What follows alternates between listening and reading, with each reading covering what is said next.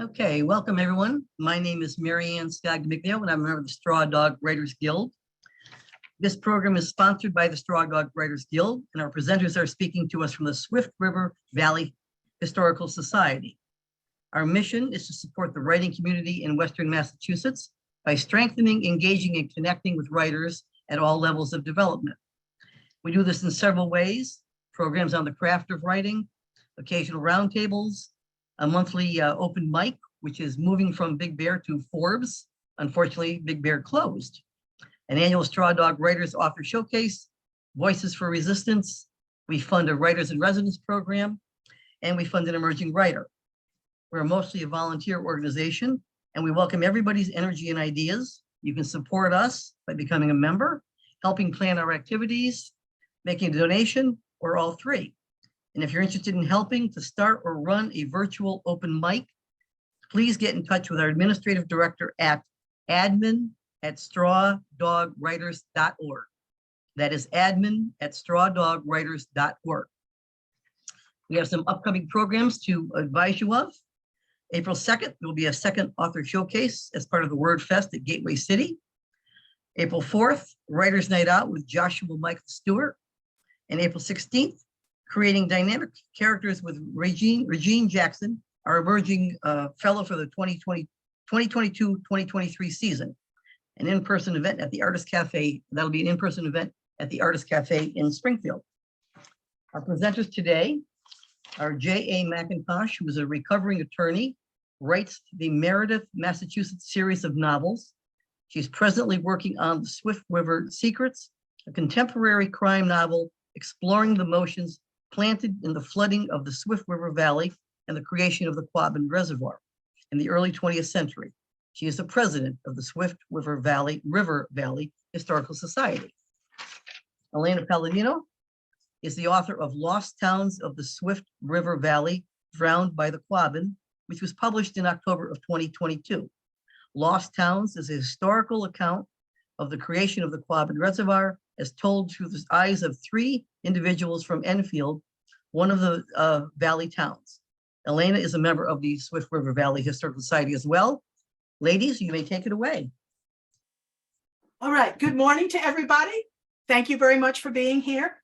We are in the archive room at the Swift River Valley Historical Society, and part of what we're going to do this morning is you will get a tour, an abbreviated tour of the archive room at the Swift River Valley Historical Society. This is Elena. I am Judy. We do have a PowerPoint presentation, which I will put up momentarily. Then we will take a brief break, do a tour of the archive room, and then go back and do some more of the PowerPoint. Also, both Mary Ann and Becky will be monitoring the chat. If you have a question that requires immediate clarification, they will interrupt us and ask us to do that. Other than that, please leave your questions till the end, and we will move out of the archive room into a better lit space, and we will answer your questions. So let me get the all right. Wait a minute, I can't see. Okay, I can do this. There we go. Can you all see that? Yes. Somebody say yes, please. Yeah, we're good. Okay, all right. This presentation is historical research, fact and fiction. I write fiction. Elena does the nonfiction part. We are in the Swift River Valley Historical Society. The white building you see in the front is the Whitaker Cleary House, which has most of the exhibits. There is a carriage house out back, and on your left is the church. We are in the archive room in the basement of the church. What we are doing this morning is we are going to talk about doing research with primary sources. If the legal research you've done has been online, keyworded, and Wikipedia'd, you are going to be welcomed into the messy, nonlinear, and fantastic world of first-person primary resources. And that's most of what we're going to talk about this morning. And so let's start with why historical writing. You want to start? Yeah, so we have some of the reasons listed here. explore and record lives of marginalized or unknown persons, or explore inner lives of known persons, to think about past times and places. And this is related to that last one as well, an attraction to a particular time and place. And then also, of course, writing about different perspectives on life, death, sex, violence, communication, and exploring different dress and manners. And I will just say that in my research, nonfiction research, I hit on a couple of these. Of course, I'll tell you shortly a little bit more about how I came to write my book about the Quabbin, which came from a very personal connection. But you know, as somebody who lives near the Quabbin, I've always been really interested in that place and its history. And I also moved into a house that was built by a woman who moved from a Quabbin town. So I was very interested both to find out about her life, and she was a relatively unknown person, at least to me, but also to get a sense of her inner life and her personal feelings about the Quabbin Reservoir and having to leave her home in the Swift River Valley. And some of the things that we are doing today is, as I said, we're going to deal with primary resources. We chose the Swift River Valley, one, because both Elena and I are very familiar with it, and two, most of the archival materials that you will see and that we will talk about are written in modern English. If you are doing historical writing that is not in English, you either have to learn a second language or deal with it with a translator. Whoops, I've gone forward one, but anyway. And then if there are obviously there are a lot of marginalized people who didn't or couldn't write, didn't or couldn't leave a record of what they were doing. Of course, there are other people who have written about marginalized people, but that is certainly not the same thing. Now, people remember events as stories, both in fiction and in nonfiction. And this can be both a positive thing and a negative thing, because people. And if you want a little experiment, go to your family and ask them about an event that they were all at that was somewhat important. You know, like maybe mom's 50th birthday party, or and see what people remember. You would be surprised. I know when I did this, I was amazed that all these people were at the same party. Because their memories and what they knew and how they've been shaded by what came afterward. But we are going to do the history of this. Actually, I think Elaine is going to do this. The history of the Swift River Valley in 3 photographs. Oh, I'm doing this part. You got to do this part? You want me to do this part? All right, here we go. Okay, so the Swift River Valley was comprised of 4 towns: Enfield, Dana, Prescott, and Greenwich. And they were the Swift River Valley. And prior to the 1920s, it was a very rural area of Massachusetts. There were a number of mills in the area during the Industrial Revolution. It was also a farming. Some of the towns were more focused on farming. And with the decrease in industrialization, the population was going down in these areas. Meanwhile, in Boston, 65 miles east, Boston needed water and had made a journey westward to get an adequate supply of water. So first to what became the Cochituate Reservoir in Natick, then eventually to the Wachusett Reservoir, which was completed in 1906. And around the time of this photograph in 1919, Boston was again looking for more water. And based on actually a report written when they were looking at building Wachusett, the writers of that report had said, if Boston ever needs water again, and it probably will, we can always build yet another conduit to the Ware and Swift River valleys, and we could build a massive reservoir there. And the interesting thing about these 3 pictures is they are all taken in the same place. And why that becomes important, you will see as we go through the 3 pictures. This is Enfield, Massachusetts in 1919. This is Enfield, Massachusetts in 1938. As you can see, all the trees have been cut down, all the buildings have been razed. The only thing standing is the town hall in Enfield, where they actually had the farewell ball for the Swift River Valley. But the place has been denuded. There is nothing there. People are moving out. There are no buildings left. There are no trees left. This was the Swift River Valley just before the flooding started in 1938. So, and I'll just say that when Boston just looked at the valley again and decided that it would indeed build a reservoir there, that Ware and Swift River Acts were passed in 1926 and 27, and then this decade of destruction ensued. And so for some people settled with the state and took money for their homes and lands and left. But there were others, including the folks that I focus on in my book, who stayed until the very end, which would have been the summer of 1938. And so they would have watched this destruction happening around them. And they saw, their neighbors' houses burning and their, beloved landmarks in the town getting torn down and things like that. So as Judy said, this photo would have been taken in 1938 at the very end. The towns no longer existed, and this is the very end of the physical destruction. And here's the third one. I took this picture at the end of the the end of the Prescott Peninsula, looking out over what used to be the town of Enfield. This is taken in the same place as the previous, or pretty near the same place as the previous two photographs. Again, It is a history of how the land has changed in basically 100 years, and that the town was wiped out.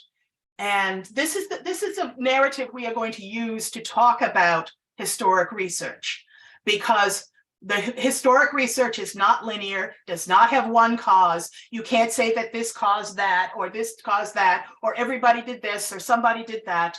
So this is the basic structure that we are going to use to talk about both the advantages of using primary resources and its disadvantages.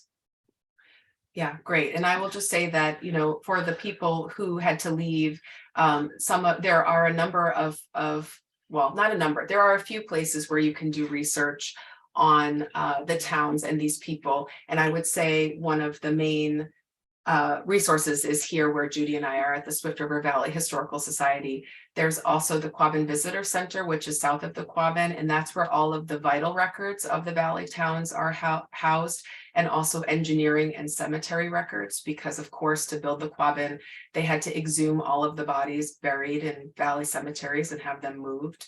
And then UMass also has a special collection on the Swift River Valley. And there are some other local historical societies that have materials as well. And in Massachusetts, we are blessed because there's something called digitalcommonwealth.org.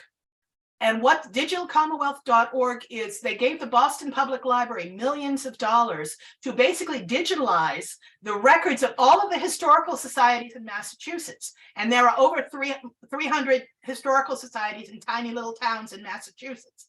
And any historical society, if they can get their materials to Boston, that's the only cost incurred by the Historical Society. If they can get their materials to Boston, Boston Public Library has these incredible cameras that digitalize it and digitalize it so that it doesn't become pixelated when you blow it up. So if you want to look at something tiny in it, the pixelation will not get blurry as it gets blown up.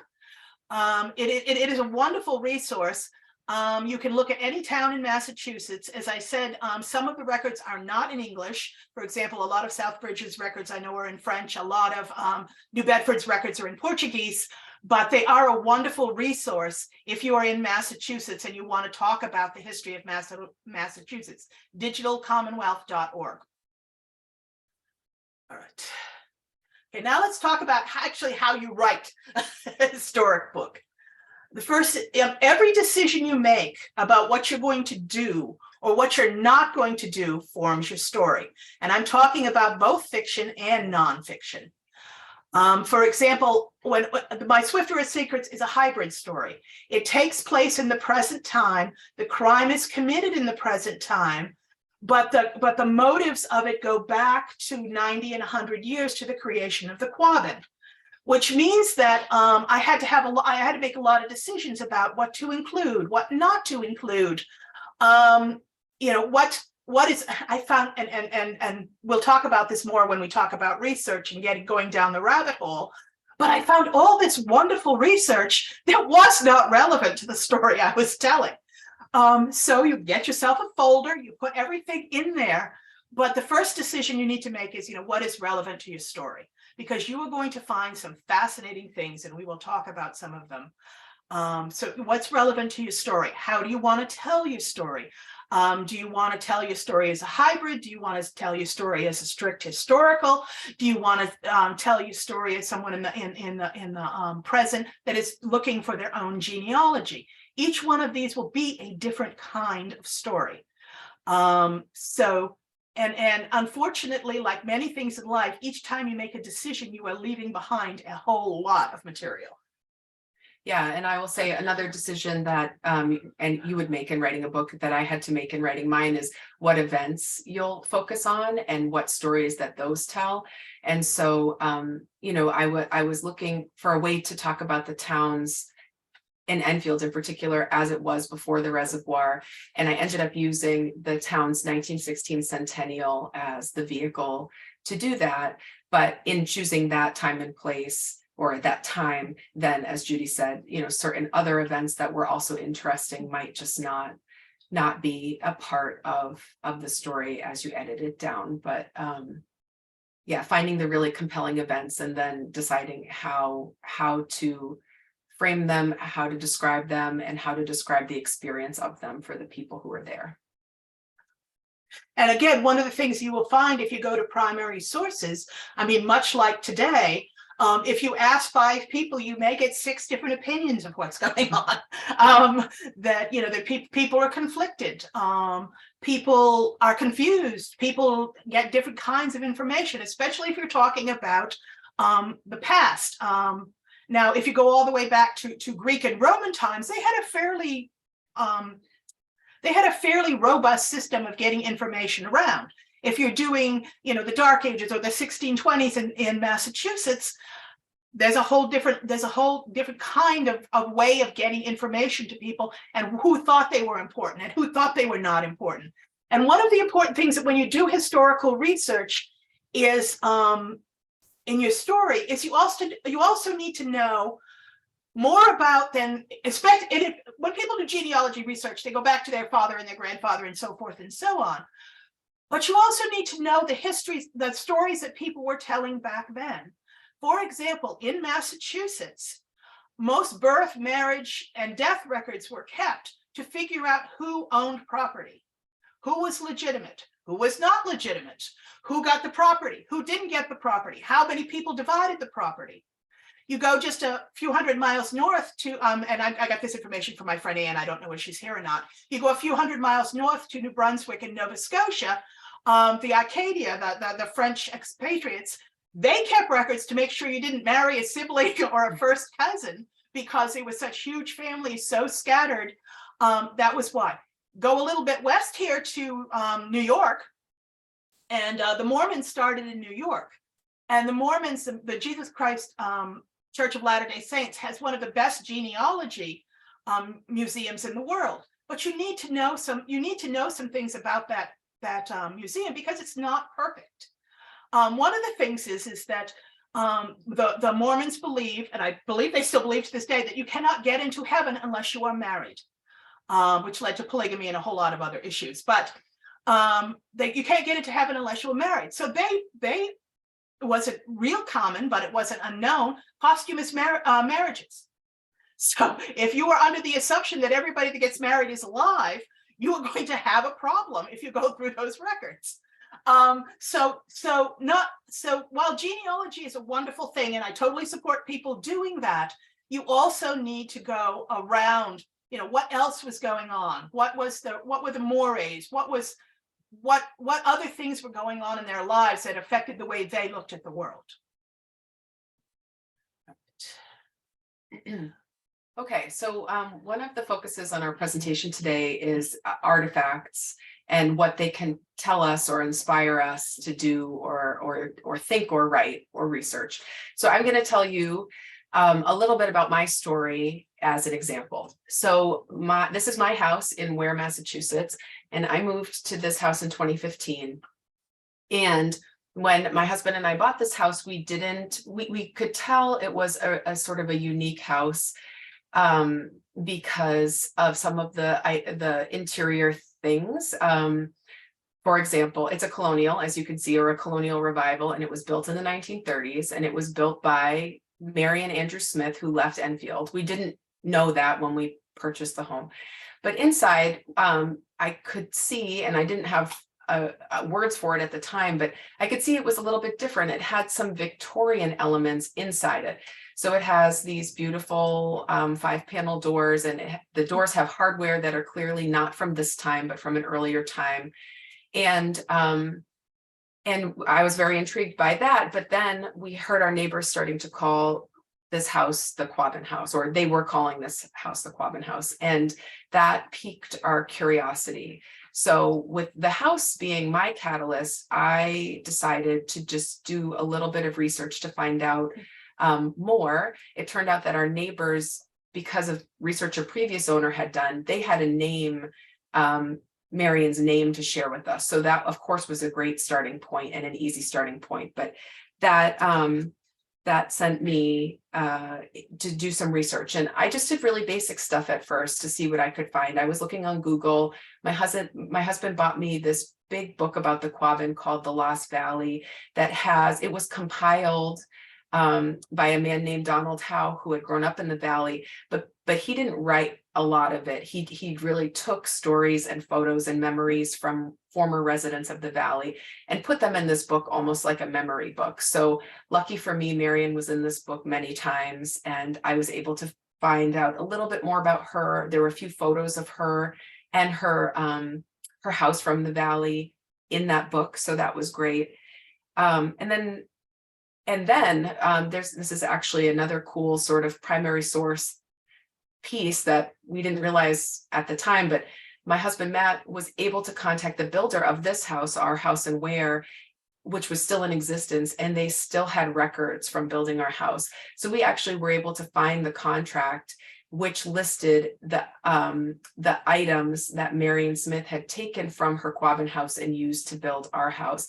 So that was an answer for us that the house wasn't moved fully intact from the valley, but that Marion Smith did indeed take pieces of her house, the stairs, the floors, the doors, the trim, and she used them to build our house.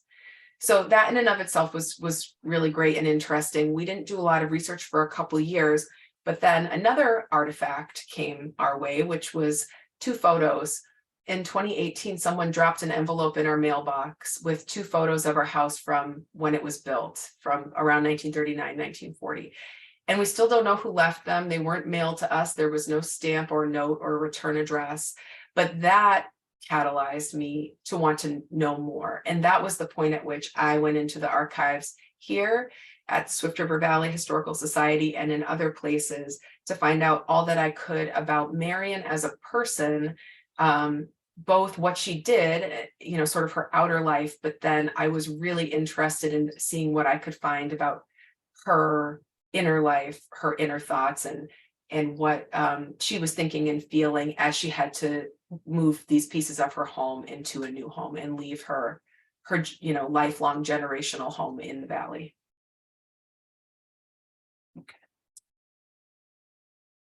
All right, let's talk about primary sources. Primary sources are written by someone who is present at the event they are writing about.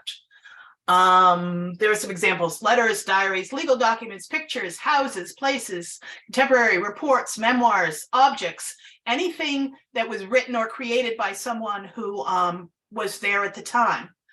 Now, prior to 100 years ago, we're talking about handwritten documents.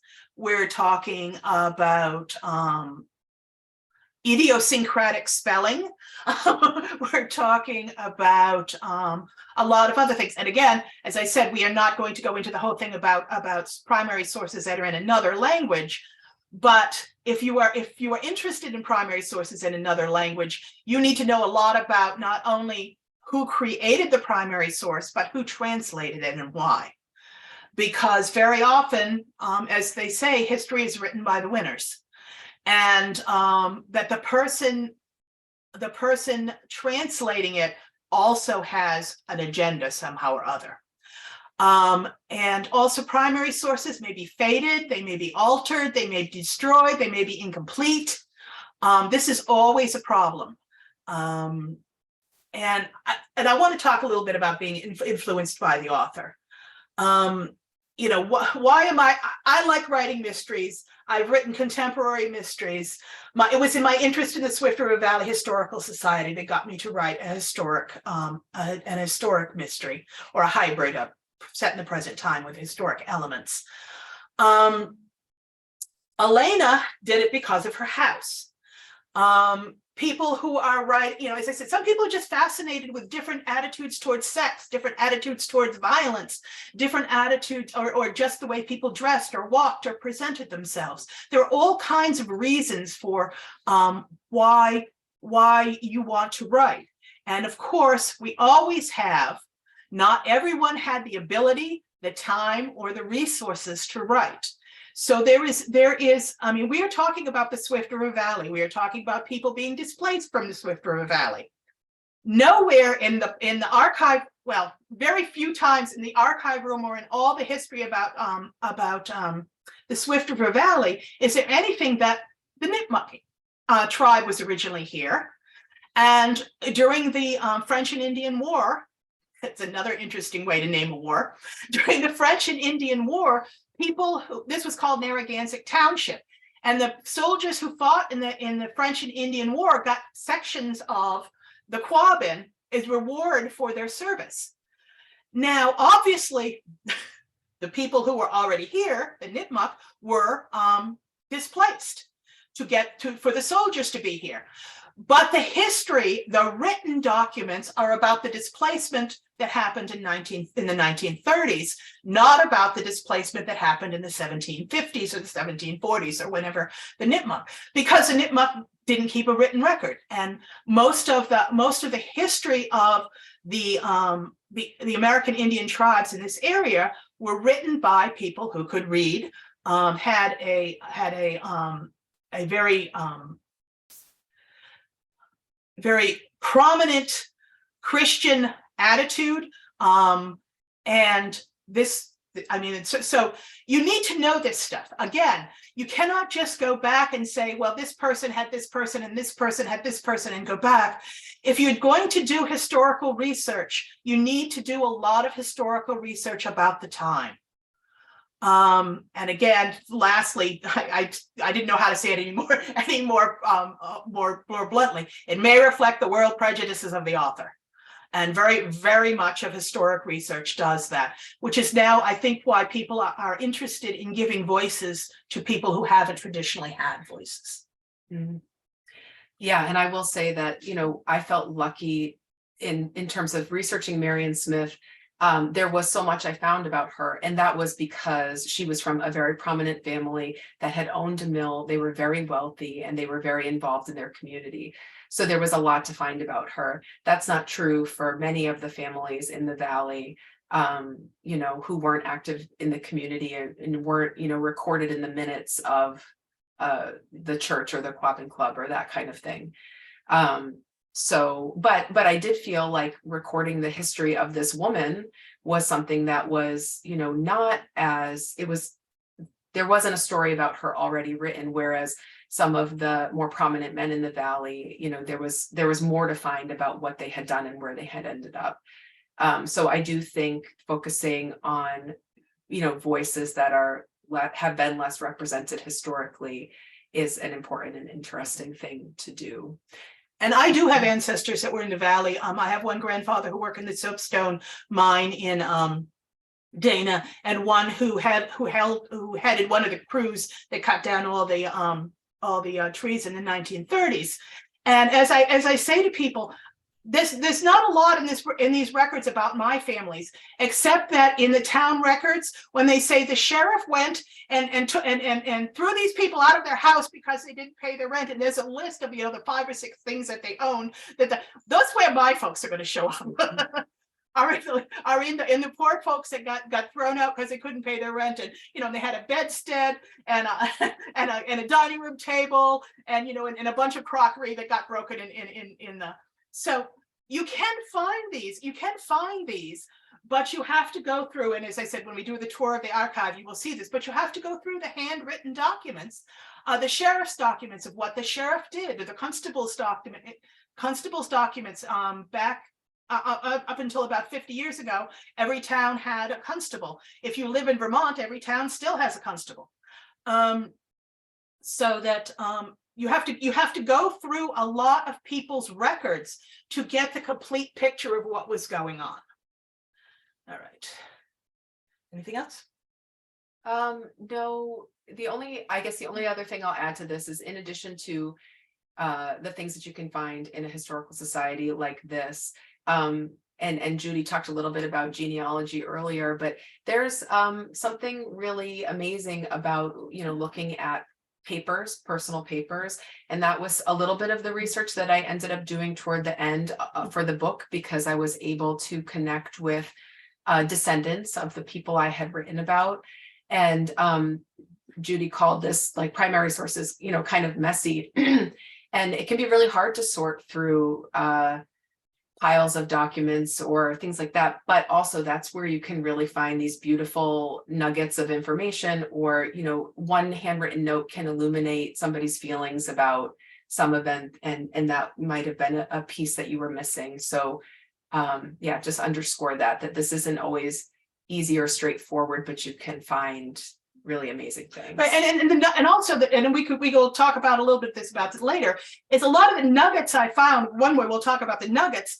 I sold them to magazines because there is a fascinating view of the world. I sold articles about the nuggets to the magazine before I even got to the book, and they paid me, which is pretty amazing.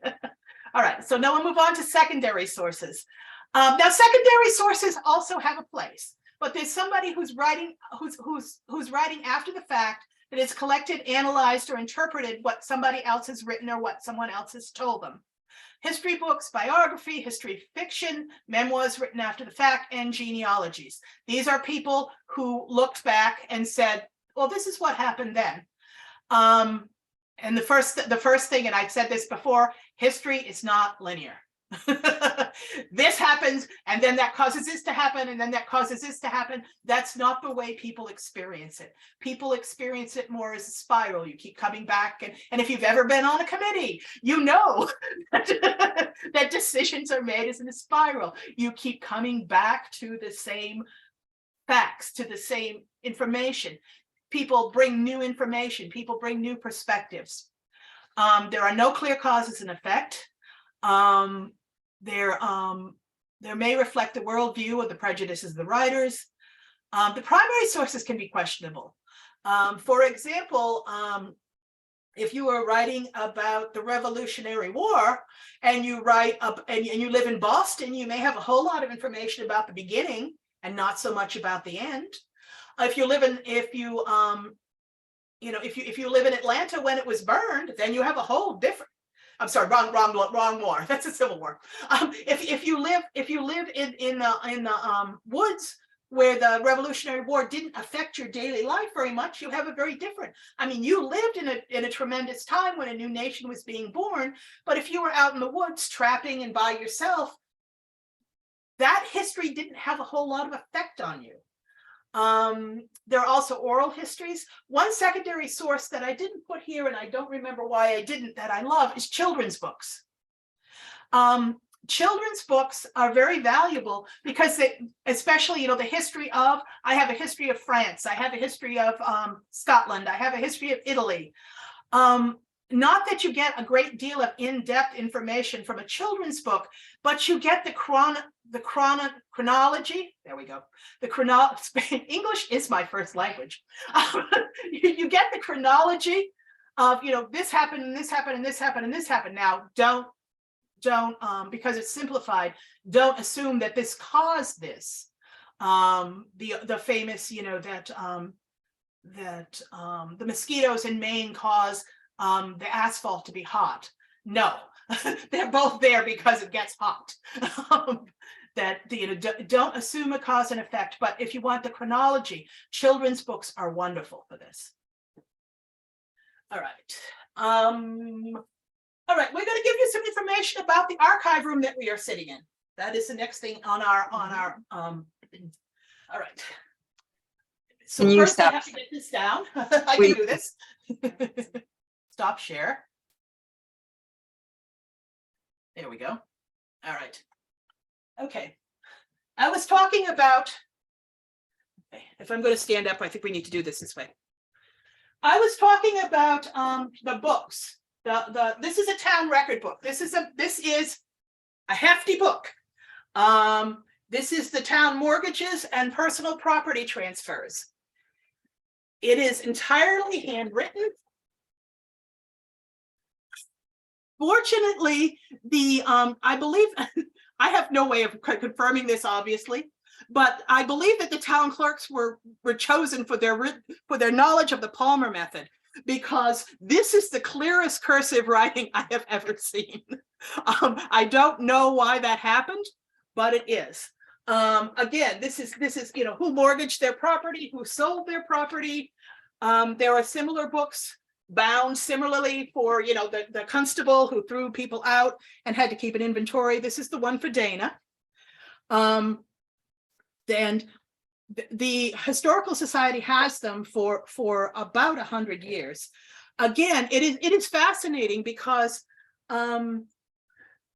in my book, there's a mortgage where a guy sold his ice harvesting equipment and his ice harvesting business to someone else. And it is amazing what you need in order to do a ice harvesting business. Not only the saws and the hawsers and but you need quilts for the horses. You need a set of tongs to weigh the ice. You need it was just fascinating. Everything I know about ice harvesting, and ice harvesting plays a huge part in my book. I started to learn from this mortgage. It's like, it goes on for 2 pages. I didn't know you needed all that equipment to do ice harvesting. I knew it was dangerous. I knew people drowned doing it. I also knew it was lucrative, but that was all I knew when I started. But yes, and by the way, it was handwritten. So the other thing about this is nowadays it's so much easier to do the research because you have phones. You can take a picture of it. If the Historical Society has a copy machine, you can make a copy of it. We're going to talk about the importance of keeping accurate records about what you've done and what you've seen and how that works in a little while. But I took both pictures with my phone and copies of the documents. Also, I told you that I had made some money. This is a lot of these. This is a traditional archive box. It's square, it's brown, it's got a little label on it. There are a whole bunch of them here. These are the Grange books. Can you see that? The Grange books for the Swift River Valley. I wrote about the Grange in the Swift River Valley. That is one of the articles that I sold to a magazine, because it is just fascinating. I mean, most of these Grange books are from the 10 years before the flooding of the valley, or the 20 years before the flooding of the valley. But the Grange had speakers. The speakers did things like, who is a better cattle inspector? A seasoned farmer or a graduate of a veterinarian of the veterinarian school?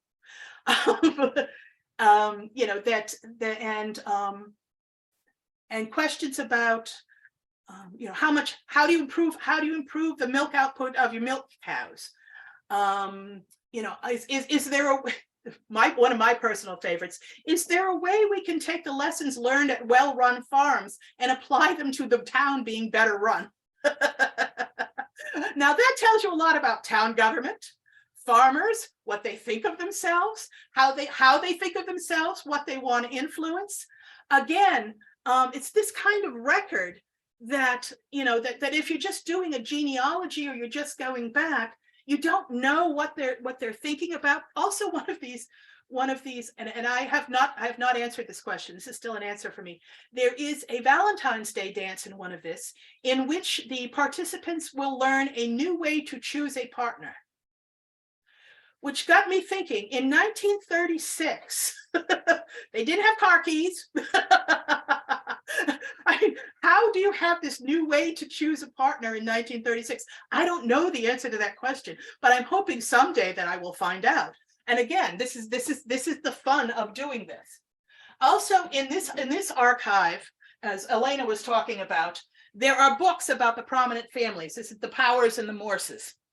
Most of these are provided by the families. They have handwritten information. They have newspaper articles. They have pictures of some of the family members. She looks like she was pretty damn serious. And again, you get a sense of what the family thought was important when they were putting together this book, because this family knew that their homestead was being flooded. This family knew that they would not be able to go back. And so you get a very personal touch that you can't get in a secondary or an online research. Is like, this is what the family thought was important. This is what the family was concerned about. This is, and obviously it was also the way they wanted to present themselves, which is another level of difficulty on the top of it. But you get, as I said, when you use primary sources, you get a real visceral, this is what we want to be known for. This is what we want people to know about us, that you don't get if you do online research, or it's been Wikipedia'd or keyworded, or I don't know whether those are actually verbs, but you know what I mean. And then Elena's got some stuff too. Yeah, so I'll just share quickly some of my favorite things. Another bigger archive too, that I found as I was looking around are just these big boxes of photos from each town. And there are, photos of the exterior of buildings. There are interior photos too of places like the church, which, are, I don't know, we're more unusual, I guess. And then also photos of individuals. And some of them are marked and some of them are not. Where this laptop is sitting is actually a big filing cabinet that has maps and plans and things like that from the Valley. And there are also a number of family scrapbooks here. I didn't grab one, but one of the things I thought was really interesting about those, I'm going to just lower this a little bit again, is that they had newspaper clippings, and newspapers were a really great resource for me as I was working on the book. Lucky for me, as I was writing during the pandemic, I drew heavily on the Globe and the Springfield Republican, and they do have online archives that are for the Globe more so than the Republican, but they were very easily searchable by name or event or, the town names. So that was really great. But one of the wonderful things about being here in the archives is there are folders of newspaper clippings, and many of those papers are from smaller towns all around the Valley. And, they chronicled the same event. So for example, this centennial that I used in the first section of my book, I was able to find clippings here that I hadn't seen anywhere else. From the smaller town papers, and they had details that maybe other papers didn't have. And so really, doing thorough research in as many places as you can, even in secondary sources, like newspapers, can help paint a really vivid picture of what you're researching. Yeah, all right, now let's go back to the screen share. See if I can do this twice. One to the left, yeah. Okay, secondary. Also, the resources can also be things. On the left is the town seal of Enfield. It went on all the important documents. It is heavy. It weighs 8 or 9 pounds. It is a lead seal, and you push the lever. And it actually puts the imprint of the town seal on the documents. And this is how the town, the town knew that the documents were certified by the town, because the only person with that town seal was the town clerk. In Massachusetts, many town clerks still have town seals, and still documents are still under seal.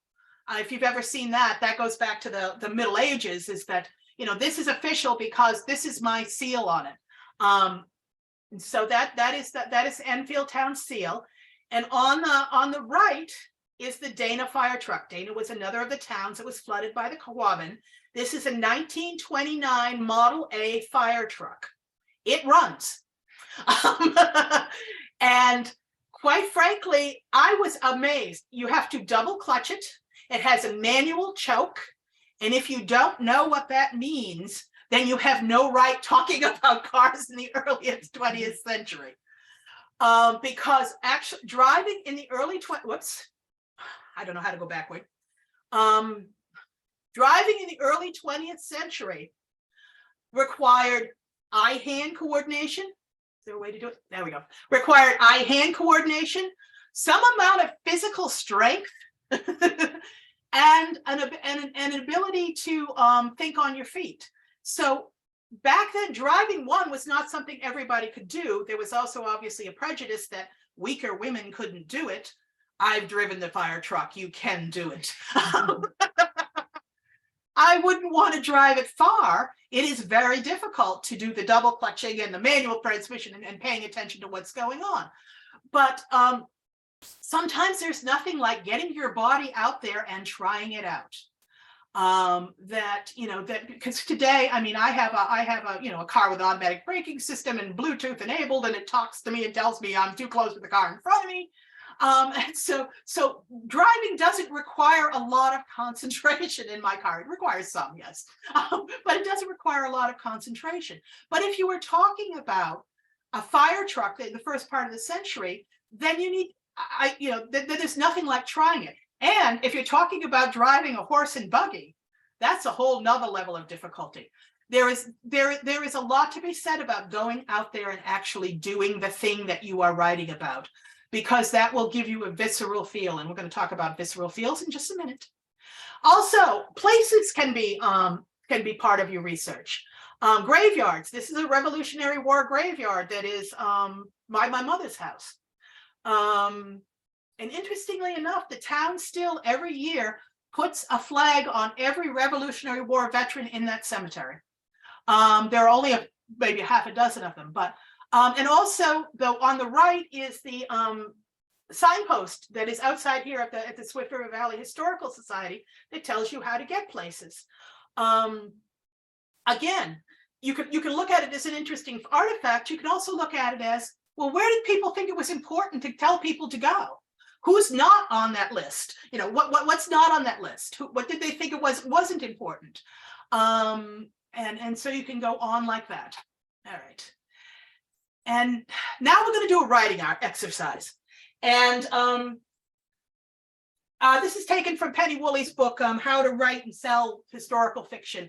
Choose an artifact to write about. It can be something in your home. It can be something that we've talked to you about already. But it should be something that was in common use prior to 1970. I just used 50 years for arbitrarily, because most historians say that historical novels are 50 years or more in the fact. You can use an artifact we discussed. You can choose your own artifact if you've got something there. Just something that was in common use before 1970. It can be a flour sifter. It can be anything. Okay. And we are going to do a writing exercise, and we're going and I'm going to ask you to write 1 minute on each of these questions. How does it look? How does it feel? What does it taste like? What does it sound like? How does it smell? And what is its, and I'm going to screw this word up, what is its kinesthesia, which is its heft, its level of comfort in using it. And so we are going to do them one after another. I'm going to give you a minute to do each one. We are not going to discuss it now, but there's a second half to this writing exercise later on in our presentation. And hopefully we will have time to discuss things back after that. All right, so we're going to start with how does it look? You have 1 minute starting now.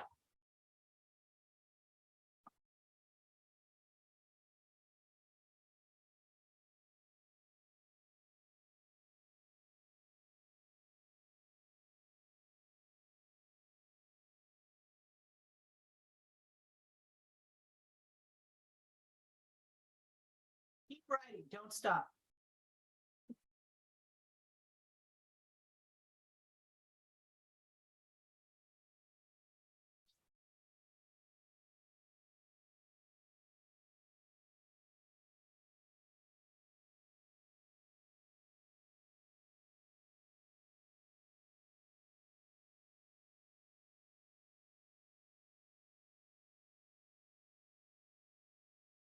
10 seconds left. It's a slow minute.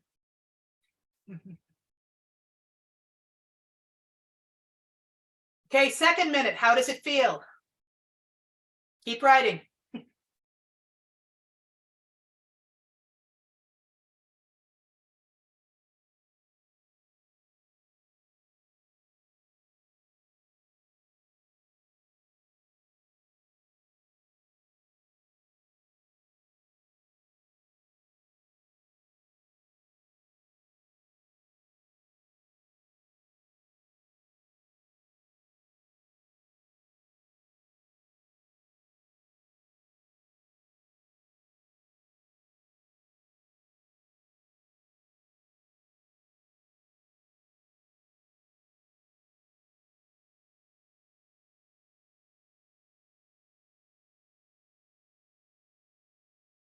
Ten seconds.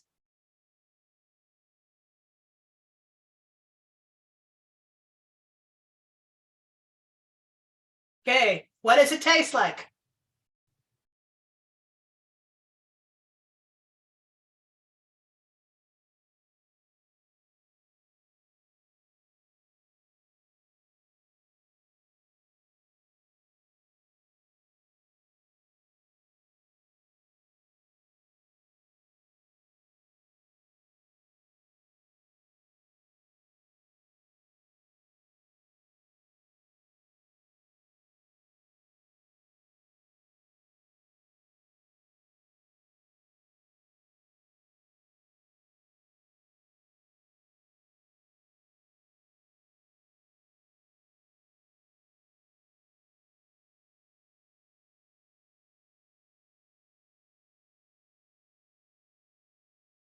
Ten seconds.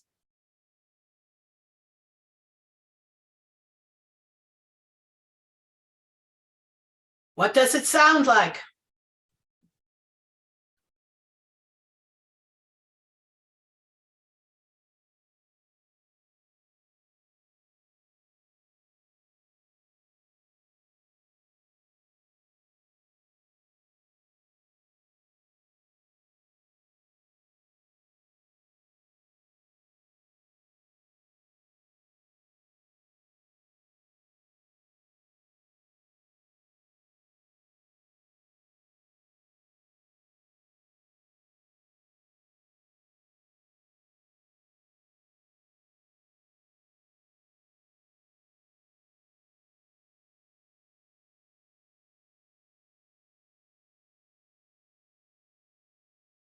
Ten seconds.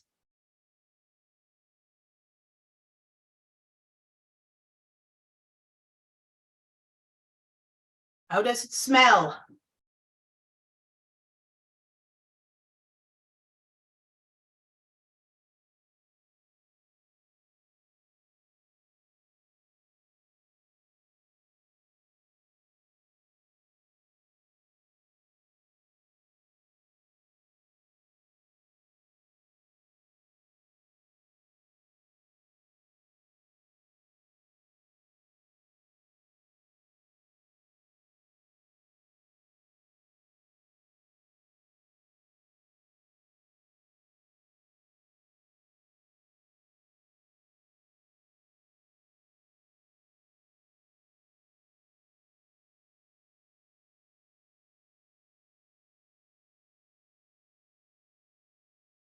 Ten seconds.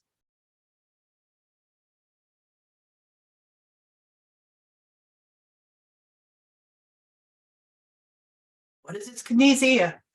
I know it's half its level of comfort.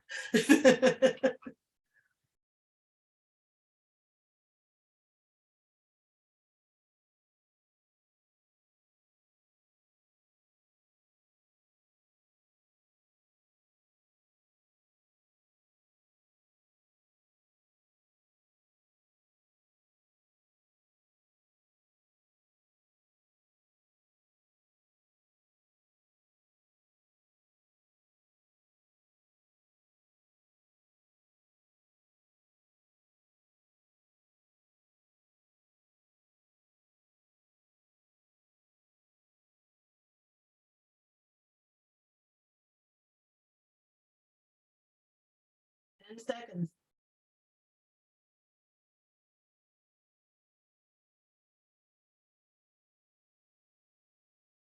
All right, that's it. I hope this got you thinking about documents and artifacts and things in different ways, because we don't always think about all 6 of those with what we're doing. Now, put that aside for a second. We're going to do a second half of this writing exercise in a few minutes, and then I hope we have time for some discussion about it. All right. Accuracy versus imagination. Elena's going to talk in a few minutes about nonfiction, how you clearly mark your imagination, and in fiction about how, if you don't know something, how you deal with it. So do you want to? Yeah, so I think that there's a distinction here between nonfiction and creative nonfiction. And I know that in creative nonfiction, you know, you might take maybe, I mean, I don't want to say liberties, but you can be a little bit more creative in how you're describing an event or describing how someone's experiencing an event without actually having, you know, the factual information or the source of that. In nonfiction, which is, you know, I would like to think I was at least somewhat creative, but I didn't stray into that sort of questionable territory. So I had to very clearly mark where I was speculating. And so I used sentences like, you know, in one particular section, when I'm describing what it must have been like for the people who waited until the summer of 1938 to leave the valley. In that section, I didn't have any concrete information about what it was like for Marion Smith or anyone else. So I used a sentence that started, "We can only imagine what the final days in the valley were like for these people." And then using the information I did have about what the valley looked like in that month, I was able to describe the scene, what it might have looked like as they were driving away from the valley. But I had to be very clear that, you know, this was not exactly Marion's experience, because I didn't have that in any really concrete way. Whereas writing fiction, you have much more leeway and you can have much more fun with it. We're going to talk about getting bogged down in research in a little while, but one of the things that I tell folks, if you're writing fiction, as a matter of fact, one of the things I did was, you know, that Clarence came out of the barn with, and I used those elaborate parentheses that you have on your computer that nobody ever uses, because when you go back, you can do search and you can find them immediately. And so we get the elaborate little parentheses, and it says, "He has a sharp farm instrument, not a pitchfork." I had no idea at that point what it was he was going to use. I just knew that this man needed to have a sharp farm instrument, and I didn't want a pitchfork because it's just so cliche. And so then I closed the parentheses and I just kept writing. And so that then when I needed to go back and do research, I just do the search and find to those funny, fancy parentheses. Oh yeah, I have to find a sharp farm implement that fits in the story. And I ended up with a dibble, which I actually sort of just like the name. A dibble is just a T. And what it does is you put it in the ground, and then you put the seed in it, and then you cover up the hole. So it has a point because it has to go into the ground no matter how hard the ground is, but it's a small instrument. And that also affected the story in that to hurt someone with a dibble, you have to get pretty close to them. It's not like a pitchfork where you can stand away and the blood doesn't get on you. If you're going to use a dibble to hurt someone or to kill someone, then you're going to be up close and personal. You're going to get the blood on you. The person is probably going to be looking you in the eye when he gets hurt or dies or whatever it is. So that's when you write fiction. There's always this tension between, how accurate do I need to be, but don't slow the story down. And like Elena, I can go down rabbit holes and I can look at newspapers and I can look at pictures and I can look at the Grange stuff for hours, but that does not get your story written. And as I said, we're going to go into this more. And also in fiction, it is usually important not to withhold information. That if at the end of the book it comes out, that some instrument that your reader has never heard of, they're not going to be real pleased. That if you're going to use something, for example, even the fire truck, then you need to put it in earlier in the story about how difficult it is to drive and how much actual strength it takes to drive it, and you need eye-hand coordination if that's going to be important to your story. So, and of course you can just make things up. But again, it becomes, how much do you make up? And quite frankly, I belong to the Historical Novel Society, and there is an ongoing tension there between, because some people move dates around. They move dates of battles around to benefit their fiction. And to me, that seems like cheating. That if you move something up a couple of days, that's one thing, but if you move it up a year or two, that's a bit too much. These are decisions that you need to make when you're writing fiction, is, how much are you going to fiddle with what actually happened to make a better story. My general rule is I try to do it as little as possible, but I've also read some great stories that play with timelines, play with what happened, play with who was there. These are decisions that you don't have to make if you're not going to footnote your sources.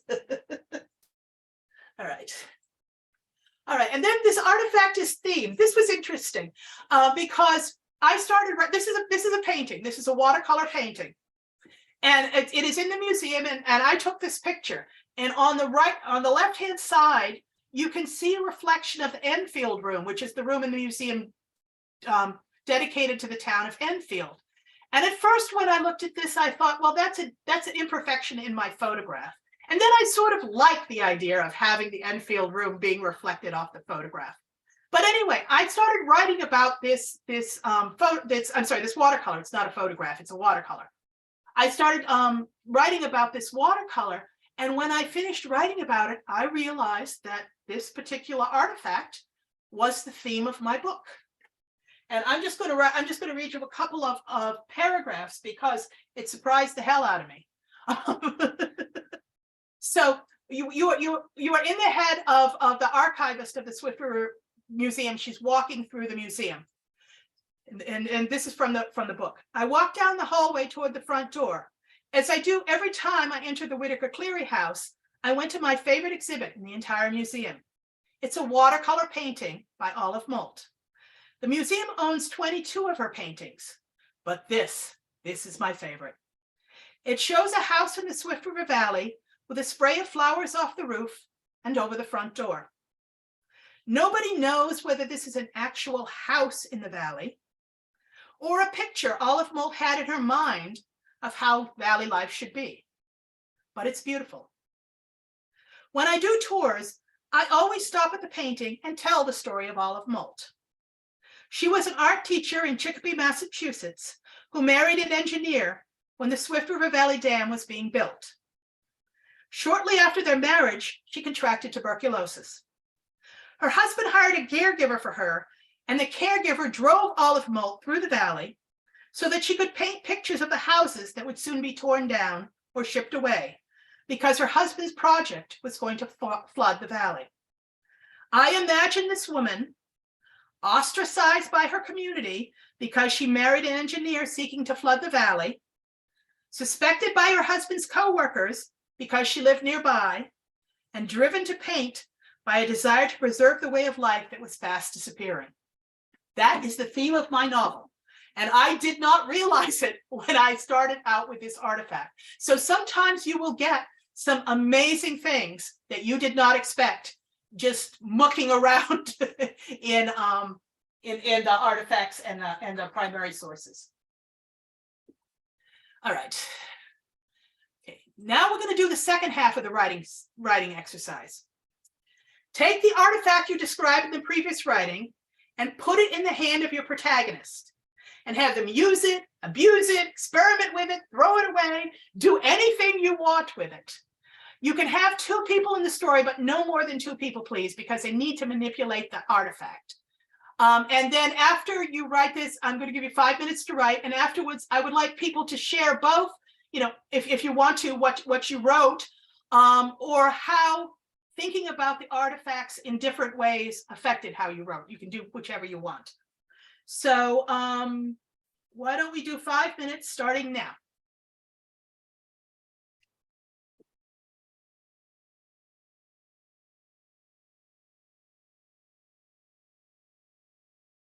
What are you gonna do?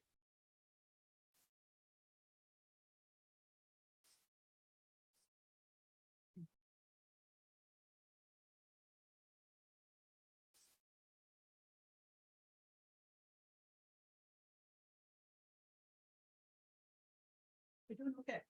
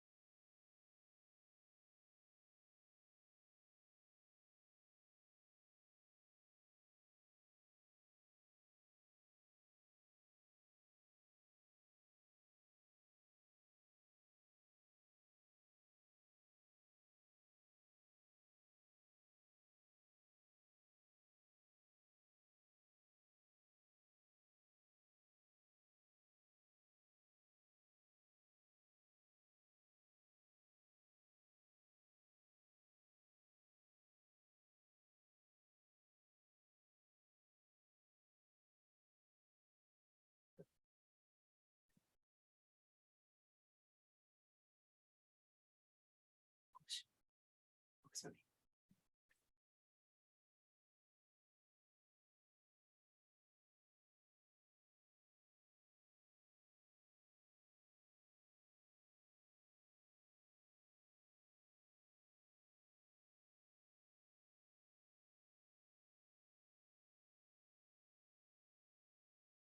10 seconds.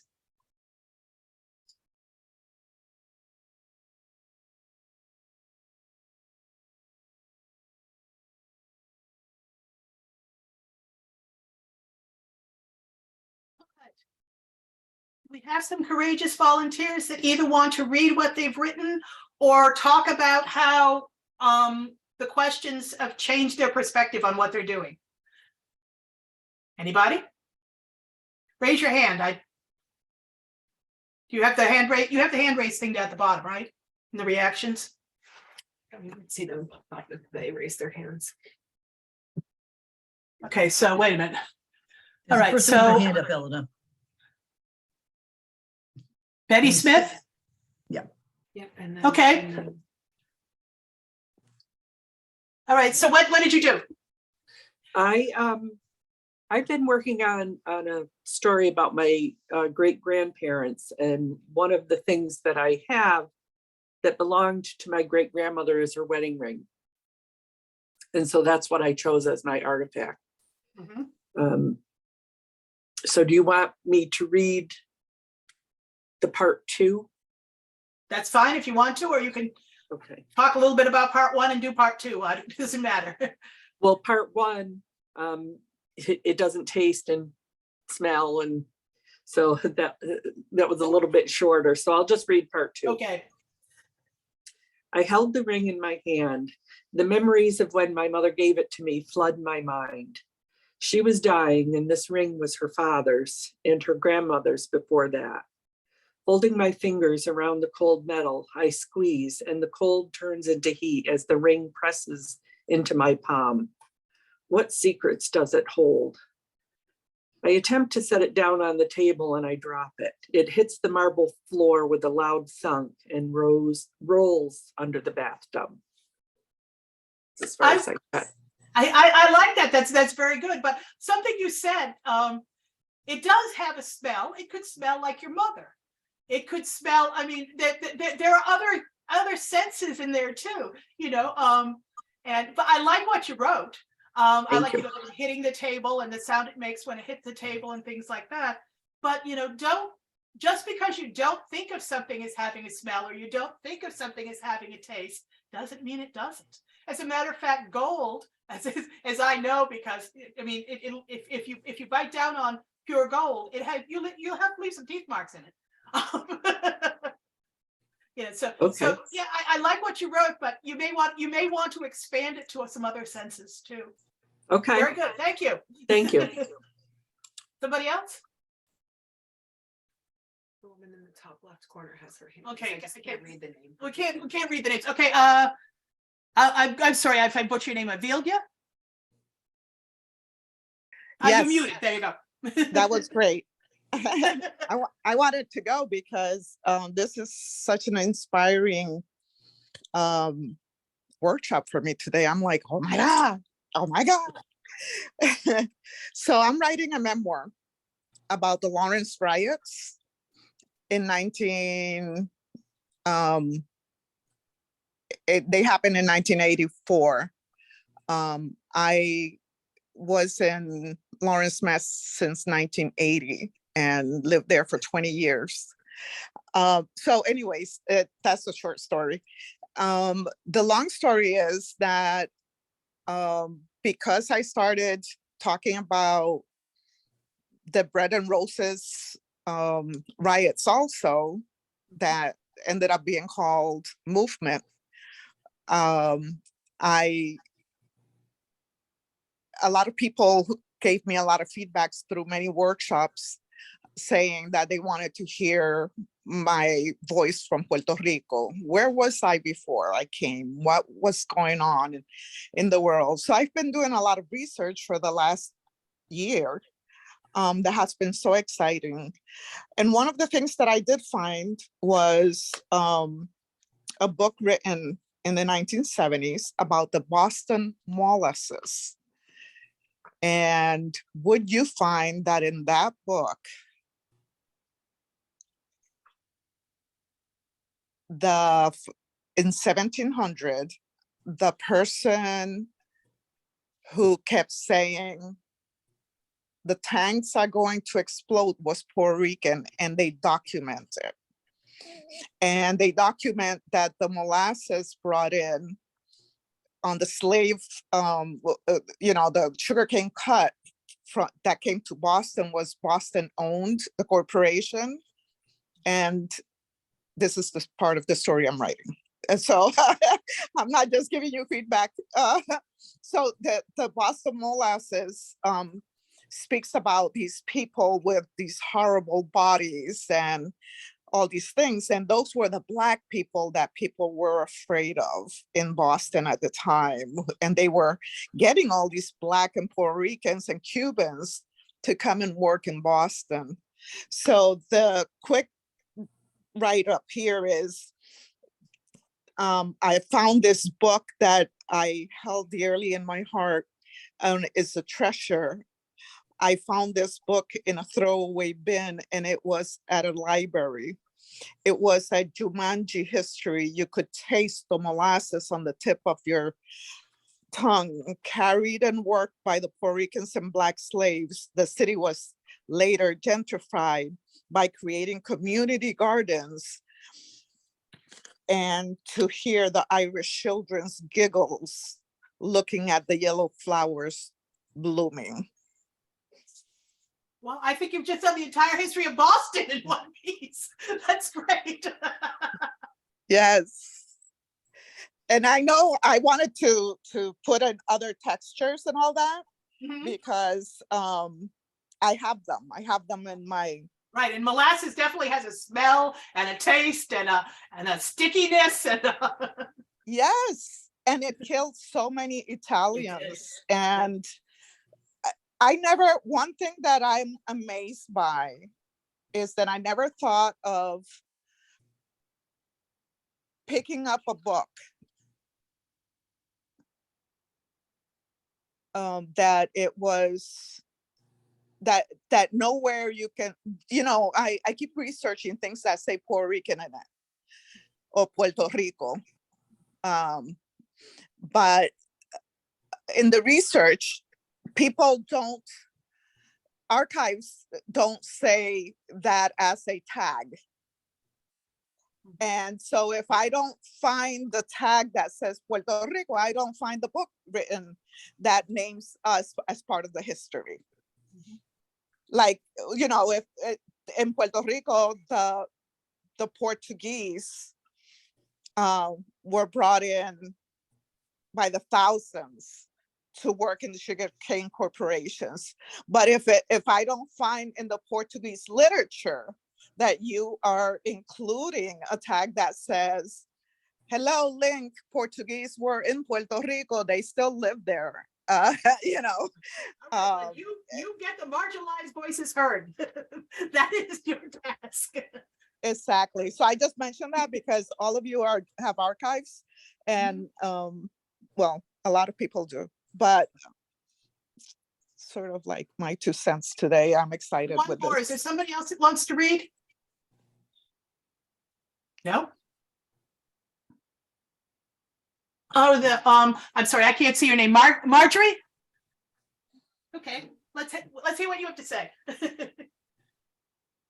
You're muted. You're muted. That better? That's better.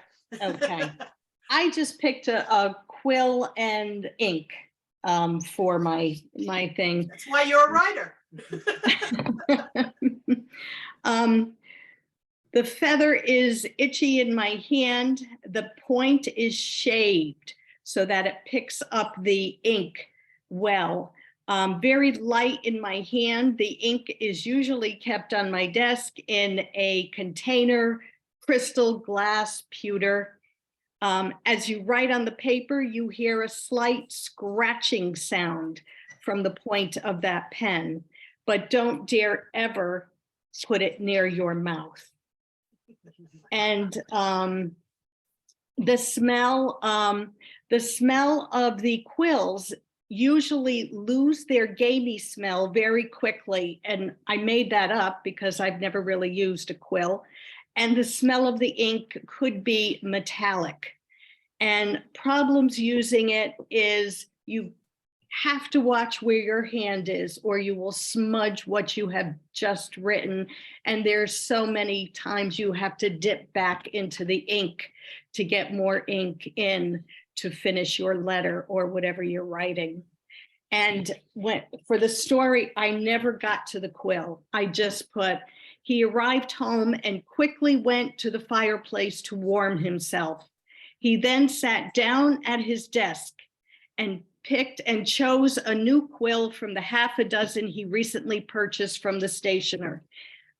In his mind, he went over the quarrelsome meeting he had just left. And then I was going to write about the quill, but didn't get a chance. No, that's very good. I like what you did. And actually that segues into the next part, which is you will know a whole lot more than your readers will about what's going on with your characters. And nothing is ever lost. Everything you learn is great because at some point it will come back and you can use it again. All right, so why do we go on from here?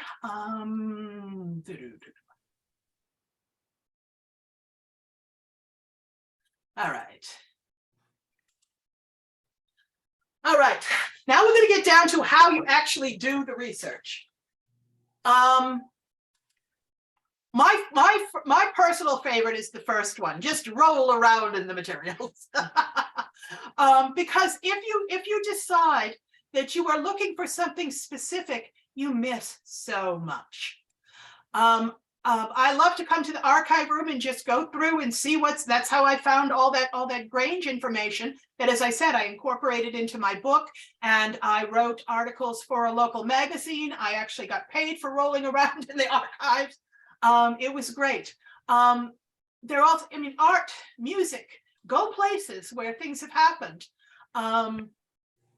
I know I have a friend who's writing about the Holocaust, and she was going to actually go to Auschwitz and spend a week there. I don't know whether I'd want to go that far, but this is what she felt that she needed to do to make sure her writing reflected what she wanted it to reflect.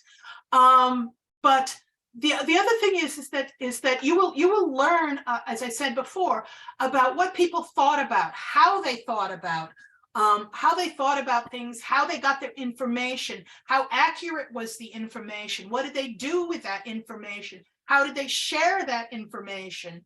And just rolling around the materials is great for that kind of thing, so that you get, it's like doing background research if you're a journalist. What you're doing may not show up in your article, but at least when you go to talk to people, or you're not asking them dumb questions, dumb basic questions, because you know the answers to the dumb basic questions. And as I said, the second one is read around the topic. I talked about this before. Children's books are wonderful for this, is they give you a chronology of, you know, what came first and then and da da da da da da. They're simplified, but if you don't want in-depth research, you just want to know where something was in history or what else was going on around that time, they are wonderful. All right, we're gonna let Elena do methodical research, because that's what she does. Oh, you can say something about the other two if you want to. Yeah, just keeping a list of resources. I mean, for example, one of the things the very first things I started with about Marion, as I already talked about newspapers, but because she was from a sort of well-to-do family, her comings and goings were listed in the paper in the Enfield's section, like the social society pages kind of thing.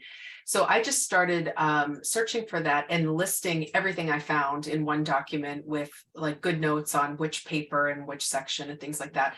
So I ended up having just this great immersive list of the places she would go with her mother, and, you know, her alumni association for her high school, and all of these things that helped me really get to know her better, even though later I used very little of it in the actual book. It helped me to dive in and really get to know her. We're going to talk a little bit more about taking notes on everything and citations and things like that in a bit. And one of my favorite things actually is the last one, deliberately walk in the footsteps. And of course, living in my house, I was literally living in her house, you know, this woman I was writing about. So that felt very personal for me.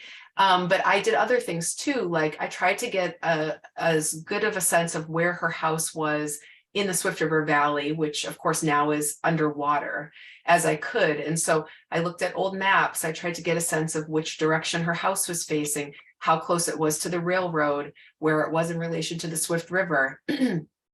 And I also had the ability to go on a hike in this restricted area of the reservoir, of the watershed that's above the water, but now, you know, it's an area where homes were removed. And that's the Prescott Peninsula. And by being there for this hike, I was probably the closest I'll ever actually be able to be to where Marion's original house was. But that action of going there, being there, seeing where her house was from a different angle, really meant a lot to me. And similarly, you know, as I was researching this farewell ball, this important event when the night the towns were disincorporated in 1936, there was, you know, newspapers reported what music they played and, you know, what kind of dances they did. And so I did deep research on that too. I would just play the music, you know, as I was writing that section of the book, or, you know, research these barn dances that they were doing. So just all different ways that you can really get to know the time and place. And it's walking in the footsteps. I wanted to make something about that, is that I too went into the Quabbin this time of year. And because there are sections that are still above water that still have the roads there. The roads weren't paved. there is a hell of a lot of mud this time of year. You cannot walk down those roads without the challenge of keeping your shoes on your feet. I mean, there is that much mud on the roads. And when I think of roads, I think of asphalt, I think of at least gravel, but you know, these people had dirt roads that they would take a horse, usually a horse and a flat a heavy flat roller, and roll out the road so that the sleighs could get on it in the winter. The rollers didn't do a whole lot for the evenness of that and contributed to the mud this time of year. And I took that fact. As a matter of fact, my book, The Swift River Street Cred, starts with this woman going off, to catch something and losing her shoe in the mud. And I would never have thought of including that in it, but it really does make it authentic, because I went there and I went, oh my God, look at this mud. And then if you put it with the Dana fire truck, so you're double clutching, you got your manual, you're trying, there's strength to do it, and then you've got, you know, a foot of mud on the road. That is a picture of, you know, just normal life, and how do you deal with that? And so going from one place to another is not an easy thing. It's something that has to be planned. You have to plan for the mud. You have to plan for being out longer than you expected because you got stuck in the mud. I mean, there's being there and actually knowing you can go home and put something in the microwave and eat with and eat it after you do it is something, but actually being there. If what you're writing about still exists or exists in some form, there is nothing that takes the place of actually going there. All right, just a warning, research is not writing. I think most people have experienced starting to research, oh, that's fascinating, and then I'll look at this, and that's fascinating, and there's that shiny object, and there's that shiny object, and all of a sudden you have hours of research and you haven't written anything. And the other part of that is down at the bottom. People are messy. They overstate. They underexplore. They wander around. Both you as the writer and the people who created the original stuff. You know, because folks who were writing in the 1930s and 1920s, the 1640s, the how far back you want to go, had to make time in their day to write. And if you're doing it with a quill and a bottle of what used to be called India ink, I don't know what it's called now, but if you're doing it, you have to pay attention. You have to make sure you have enough ink. You have to make sure the quill is sharp. You have to make sure that you don't smudge it. All of those things that we don't think about when all you have to do is pick up a ballpoint pen or a pencil or whatever. And just the fact of paper. For much of history, paper was a rare commodity. So, and people don't say this. I mean, you know, if you're sitting down to write, you don't think about where the paper came from and where the ink came from and but if you're doing historical research, that could be some of the very basic questions of how did this person get a piece of paper to write on, or a piece of parchment, or an animal skin, or whatever it is, or a cuneiform tablet, whatever it is they're writing on. You know, how do you acquire it? How expensive is it? Who can get it? Who cannot get it? So while research can be fascinating, it is not writing.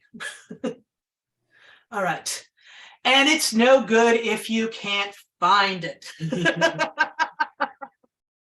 And if you're doing nonfiction, you need to footnote it. Now, wait a minute, do I have that? I am a huge fan of filing for retrieval. Filing for retrieval means you have those huge accordion files, or you have large files on your computer. I still love paper, I'm sorry. So you're going to get this in a paper form. And I have categories like, you know, the Grange, Enfield. And I take every piece of paper that I have that has to do with the Grange or Enfield or property taxes, and I put them in that folder. It may take me 5 or 10 minutes to go through that folder, but I know every single piece of paper I have on that topic is in that folder. If you do it a different way, and we've all done this, especially on a computer, you have something called Enfield tax records from 1936, and you do it, is it under Enfield? Is it under taxes? Is it under 1936? Is it under Quabbin? Is it under Swift River Valley? The more tinier particular files you have, the harder it is to retrieve. Now, most people file in a very precise manner. And if you're filing for retrieval, that usually doesn't work. You want large files that you will put absolutely everything. I have totes on some of the books I've written. And again, I mean, we're talking about, 2 foot high and 3 foot long. I have totes full of the books, but I know absolutely everything I will ever need about that book that I wrote is in that tote. Again, it may take me 10 minutes to get in there, but I don't have to remember whether I put it under the town or the date or what it was. Or so you really do need to do a system for retrieval. And if you're doing nonfiction, you need to do a system for footnotes. Right. Yeah. So knowing what style you are, your citations need to be in, and then sticking to that right from the beginning is helpful. So I did Chicago, and I had to get really familiar with that out of the gate. And then I did as much, notes of my own notes and citations in that style as possible. You Just have gone to the next one, but okay. so that, so that I could, keep that straight. And the other thing I will say is I actually did a little bit of both paper filing and digital. And I will say that for me, the digital retrieval was so much easier. And so I ended up moving toward keeping all my notes in a Google Doc or a Word doc. And I loved that because I did organize by whatever the case was for the particular file chronologically or whatever. But to be able to search a term, like, if I knew she one time met this person and I just needed to find that, it's so easy to search that in your notes if you're looking that way. And then of course you can print things out. The other thing that I really found helpful was taking photos on my phone. And in your photos, on your phone, you can create folders and you can organize that way. So you can, of course, search by the date if you know when you were at a particular place and you took a couple hundred photos, but you also can organize your photos into files. And then if, I have a Marion Smith file and that sort of thing, you can then, it's an easier way to search within your photos. And it's an amazing way to, for example, record a newspaper article because you can zoom in. So you get the full picture of the article and the paper, and you can have all of your information you'll need for citing. And then you can zoom in a way that's, you can do that with photocopies if you're looking at it, digitally on your computer as well. But there's something so easy and handy about having things on your phone, at least for me, that I ended up going more that direction as I researched. And the one thing we haven't talked about is record more information than you ever think you'll need. You'll need it. And again, with phones, it is so easy to just take a picture of whatever it is that you have, or to make a copy on a copy machine. But because, especially in the very early stages of research, you don't know what's important, because things will come up that will keep coming up. Again, when I did my book, I needed a way to get all of these people in the same place at the same time so that they could do the things that I needed them to do to move my story forward. And I just did my little tour through the archive room, and I found all this stuff on the Grange. Now, in the Valley, almost everyone was farming. Almost everyone belonged to the Grange. Sooner or later, everybody was going to meet at the Grange.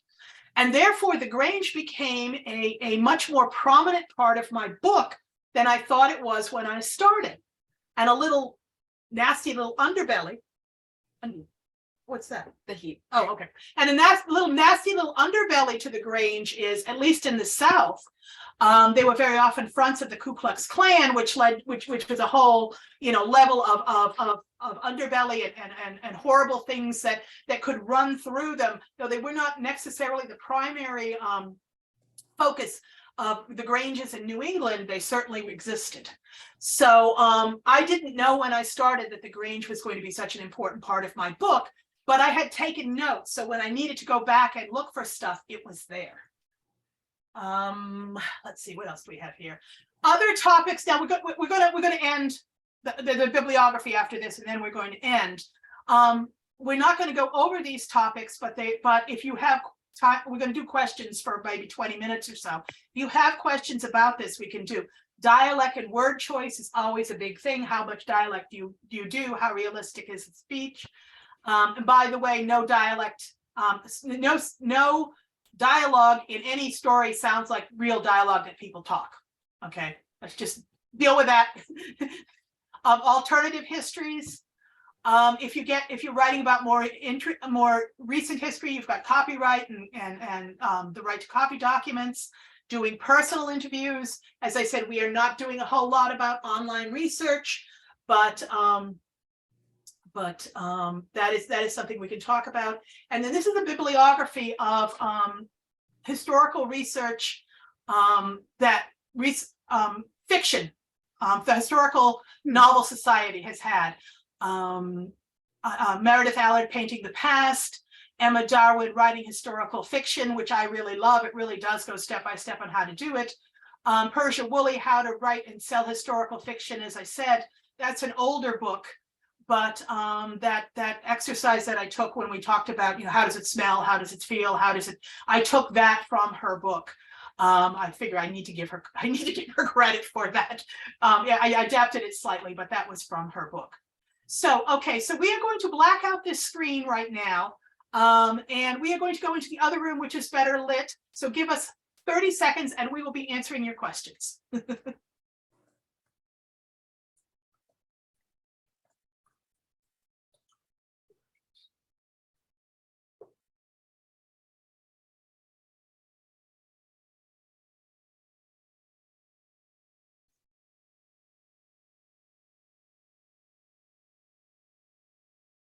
Becky, should we submit questions in the chat, or Marianne, or should we just raise our hands and ask? Yeah, if you could submit them in the chat, because there's some that have already come in. And I might have lost the ability to spotlight, so I'm gonna on their new computer. All right, we are back in a new place. Are there any questions? And we have two that were already submitted, so I'm going to give those to you first, and then people will put more in the chat, okay? Yeah, okay, that's right. You've done the chat. What are in the chat? Okay, the one question wants to know if these slides are going to be provided to people afterwards, the slides that you used in this presentation. We can certainly do that. You can either you can go to my website, jamcintosh.com, email me, and I'll send them to you. Not a big deal. Okay. I'll make sure I'll make sure to get them, and I'll send them out, and I'll send it out the chat. I'm going to send out the transcript to anybody that wants it, and I'll send out a link to the recording itself. Go for it, Becky. Okay. Okay. See, There's one we more. always have Becky because she is really good at this stuff. He's really good at this stuff. Okay. There's one more question. Is the author of that prompt? That The was prompt shared. used for the writing. That's Persia Woolley. Okay. All righty. Okay. Question. Did you use the citation manager like Zotero? You can attach files, PDFs, photos, etc. I did not. I actually am not familiar with that. And I mean, I didn't either. As I said, I still very much prefer paper, though some of the stuff did come on. Okay, next question. You mentioned memoir as both a primary and secondary source. Can you speak to the difference? Well, I mean, I guess the difference is maybe it's a terminology. There is a difference between a memoir, which is written close to the time that the action took place, and something like an autobiography that goes over 40, 50, 60, 70 years, because what the person is doing is they're taking their present experience and looking back on their childhood and their influences and their parents and all of these kinds of things. And if you write a memoir like that too, then it is a secondary source, because you have 50 years worth of living, 40 years worth of living, 10 years worth of living since that took place. I guess when I'm talking about memoirs as a primary source, I'm talking more about journaling, writing down, today I went and saw Johnny and he did this and I did this and the cows aren't giving milk, and that kind of thing. That the difference is is it contemporaneous? If they're writing things as they happen, they are primary sources. If you are post the event and you are analyzing what has happened in the past, that is a secondary source. Okay. Another one. What is the best and easiest timeline software? Yeah, I don't do you. I mean, I have used Scrivener. It has a very steep learning curve. Once you've got it down, it's not bad. I do not write in Scrivener, but Scrivener has this wonderful function where you can do little cards and you can rearrange the sequence and you can do you can do all of that. But when I finally write, I write in Word. Though there is a function in Scrivener where you can write, but I do. Someone has said that the newer versions, which I haven't bought because I'm not buying it again, do not have such a steep learning curve, but it is not an intuitive. It is not an intuitive writing tool. It is not. You do have to learn. You do have to put in some time. Okay. Becky, there's this really long one here. Ladies, I'm just going to read it to you. Okay. Hi, I'm Karen, a newbie historical writer, trying to write an authorized biography of a woman living in 1903 to 1985 in Denmark and Paris. Grateful for any tips. I'm an American Swiss living in Geneva. I've done lots of research, but need to do much more specialized in medicine, law, and theater in the Faroe Islands, Denmark, and Paris. That may be beyond our expertise. Okay. But I mean, what I could say, are general things is that it's. I mean, if she is Swiss, and I'm assuming that she speaks more than English, so that she can see the documents and things in the original language. Organize. You got to organize it. You have. That's what we said. You have to figure out a method for organizing what you're doing, and stick to it. Because if you try to do too much, it can just be overwhelming. Another thing that she's going to write about that was in the list of other things is copyright. If she's going to use stuff as recent as 1985, she's going to have to get permission if she's using copyrighted material. And that can be a pain in the ass. I'm sorry, that's what it is. I have a friend who works at the Kennedy Museum in Hyannis, not the Presidential Museum in Dorchester, but the Kennedy Family Museum in Hyannis. And he says people write, all the time are writing to them and want permission to use quotes and pictures and all of this kind of stuff. And he says unless it's from a major publisher or someone that they know can do it correctly, they just don't respond. Because it's just so much information. And if they get a letter, it's handwritten, it says, I'd like to use these pictures and how much do you charge? And they just don't respond. So getting copyrighted materials, getting permission to use copyrighted materials will, one, either cost you, or two, you may not even get a response. Right. All right. You talked about newspaper clippings being saved in the past. Who is doing that work now? How do they decide what things to clip? Oh, so do you mean like the historical societies keeping newspaper clippings? I'm not quite. Yeah. I'm Yeah, not- you mentioned that you went through a folder that had actual clippings. And I Yeah. wondered if that function exists today and who decides what things are relevant for saving and clipping. Right, right. Yeah, I think there are probably a lot of ways that, you know, people would be saving now, whether they're accessible to others. You know, for example, on the Globe's online archives, you can, as a user, you can actually clip digitally, and you can see that like 20 other people have clipped this article. And I believe on Ancestry, you know, you can save newspaper clippings to family trees and to individuals on trees and things like that. And then, you know, what, as I mentioned, that there are at many historical societies, they might have a family scrapbooks or things like that, where a family kept clippings. And most newspapers in the United States have morgues, which that's what they call them, I'm sorry, where they have all the newspapers, usually on either microfiche or on a computer, and you can have access to them. Now, as newspapers are closing, I believe there have been almost 300 newspapers that have closed in New England alone in the last 10 years. You know, who has access to that information? Where does that information go? That's a whole issue. Many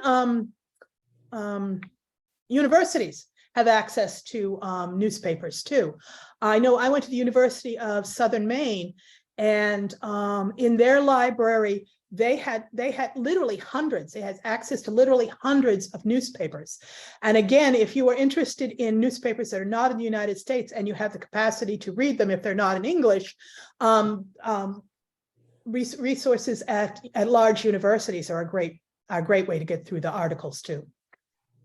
Yeah, and you know, it's so wonderful to have newspapers that do have online archives that you can search, even if the search function isn't great.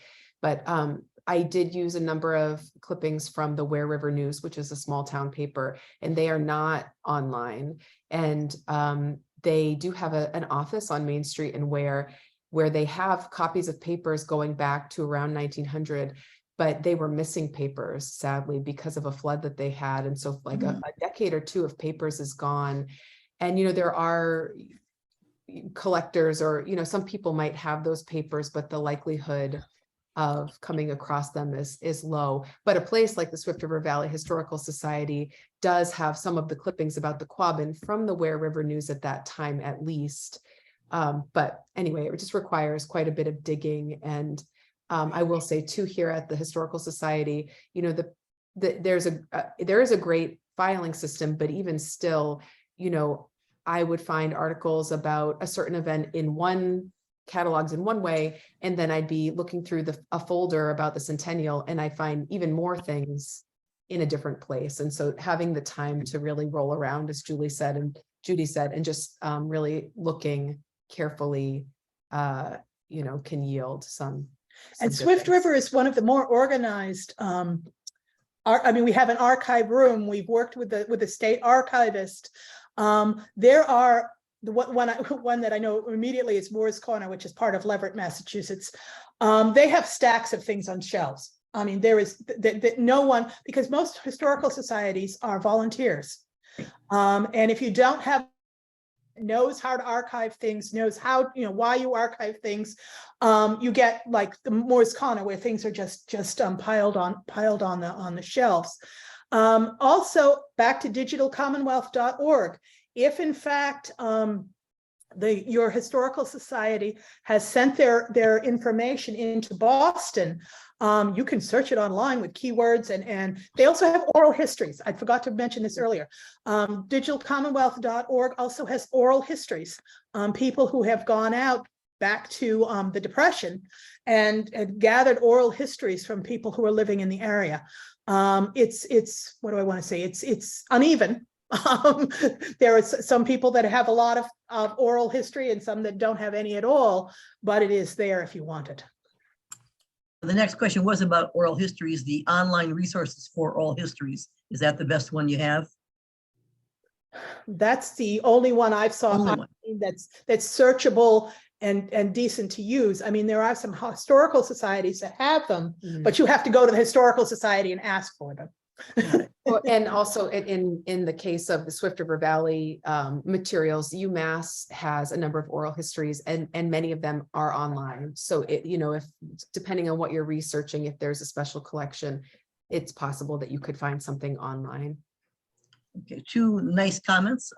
Plotter is great for timelines, et cetera. I don't know if you want to speak about that or not. And another comment that librarians are very helpful. That's coming from our librarian with copyright questions because copyright laws differ around the world. Well, not so much anymore. Before 1976, you had United States copyright law. I was a lawyer in a past life. You That's had true. you had United States copyright laws, and in 1976 they tried. There are now many less differences than there used to be. I'm not saying that it is unique. It's even around the world, but there are less differences than there used to be. But I'm sorry, I forgot what the first part of the question was. Yes, be very nice to your librarians. Bring them flowers, Andy, just a comment. Library of Congress has a bunch of oral histories. I'm sorry. The Library of Congress has a bunch of oral histories. Mm-hmm. That is a comment someone has made. Okay. I don't see any more questions and we're at 5 minutes. So I don't know what you want to do now, ladies. Well, I'd like to thank everybody for coming. And I really like the questions. I like the writings that I heard. And I thought this was a lot of fun. I hope other people agree. Thank you. Thank you. Yeah. Okay, Becky. Where's Becky? Becky's, I was gonna say, I see Becky. Yeah, no, thank you. And thank you for the writing exercise. That was really fun to sort of have a hands-on feel of what that is like to take an artifact and sit with it and enlarge the sense of it. So just apologies. At one point, I couldn't spotlight you for a little while for some reason. So there's a little bit of the video that will have the whole screen. Our names will be, won't show on it. But I apologize for that little glitch. And I will send out to everyone that was here a copy of the chat as much as I have. And we'll send out a link to the recording when we have that available, which will take a couple of days probably. Should I send you a copy of my PowerPoint? That would be great. And I'll send out a copy of the PowerPoint to everyone. Okay, that sounds great. So Thank you, ladies. This was wonderful. Thank you. Thank you. Thank you.